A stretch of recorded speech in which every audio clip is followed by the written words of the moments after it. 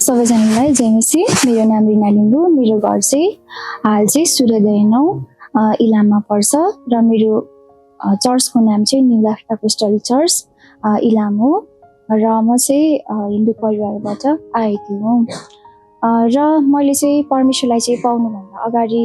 चाहिँ कहिले पनि यीशु ख्रीष्टको बारेमा चाहिँ सुनेको थिइनँ।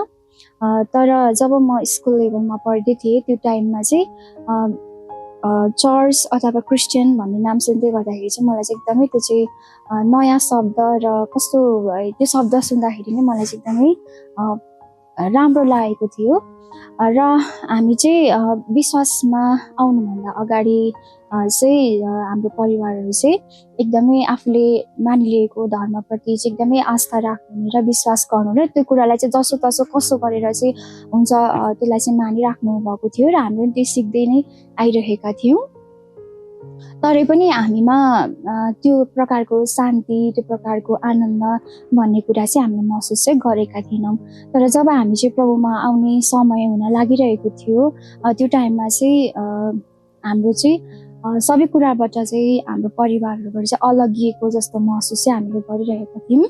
अनि मेरो दिदी चाहिँ इलाममा पढ्नुहुन्थ्यो अनि उहाँले चाहिँ इलाममा पढ्दै गर्नुहुँदाखेरि चाहिँ यीशु ख्रीष्टको बारेमा सुन्नु भएछ। अनि त्यस पछाडि उहाँले चाहिँ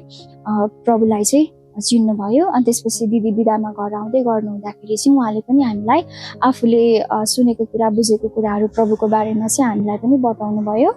र त्यस पछाडि चाहिँ हामीले पनि त्यो कुराहरूलाई थोरै बुझ्दै गयौँ।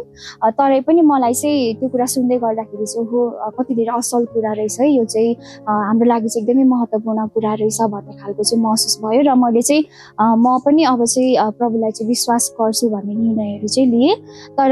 त्यो कुराहरू पुरा हुनलाई चाहिँ थोरै समय लाग्यो र केही समयको बादमा चाहिँ म अनि मेरो बाँकी रहेको हाम्रो परिवारले चाहिँ परमेश्वरलाई चाहिँ उहाँलाई हामीले व्यक्तिगत प्रभु र मुक्तिदाता भनेर चाहिँ ग्रहण गर्यौँ। अनि त्यस पछाडि हामी चर्च जान थाल्यौँ र बिस्तारै प्रभुको बारेमा चाहिँ बुझ्ने कोसिस हामी गर्दै थियौँ। तर बढ्दै जाँदा चर्चहरू रेगुलरहरू गए तापनि मैले चाहिँ यीशु ख्रीष्टलाई चाहिँ पर्सनल्ली मैले चाहिँ चिनेको पनि थिइनँ। मैले चाहिँ प्रभुलाई विश्वास गरेको धेरै समय पछाडि चाहिँ Nepal campus crusade for Christ भन्ने मिनिस्ट्रीमा चाहिँ मैले चाहिँ त्यहाँनिर सेवाकाईको लागि जाने निर्णयहरू गरेँ र त्यहाँनिर जाँदै गर्दाखेरि पनि मैले चाहिँ यीशु ख्रीष्टलाई चाहिँ अझै स्पष्टसँगले चाहिँ चिनेको थिइनँ र त्यहाँनिर पढ्दै गर्दाखेरि त्यहाँनिरको कोर्सहरू लिँदै गर्दाखेरि चाहिँ मुक्तिको निश्चयता भन्ने कुराहरू चाहिँ मैले स्पष्टसँग पाउन सकेँ र क्लास लिँदै गर्दाखेरि चाहिँ यूहन्ना 5को 12 पद पढ्दै गर्दाखेरि चाहिँ त्यहाँबाट मैले चाहिँ स्पष्टसँगले चाहिँ यो कुरा बुझ्न सकेँ कि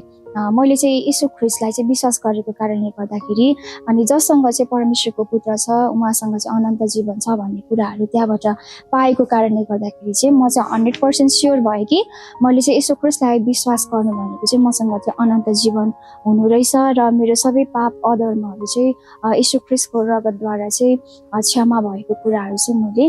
प्राप्त गर्न सकेँ र परमेश्वरलाई चाहिँ धेरै धन्यवाद छ र म उहाँमा चाहिँ धन्यवादी छु र मैले जीवनमा लिएको निर्णयप्रति म एकदमै धेरै खुसी पनि छु कि मैले चाहिँ संसारको सबैभन्दा कुनै पनि कुरा पैसाले किन्न नसक्ने कुराहरू चाहिँ मैले पाउन सकेको छु र उहाँले चाहिँ मलाई चाहिँ चुन्नु भएको छ र मेरो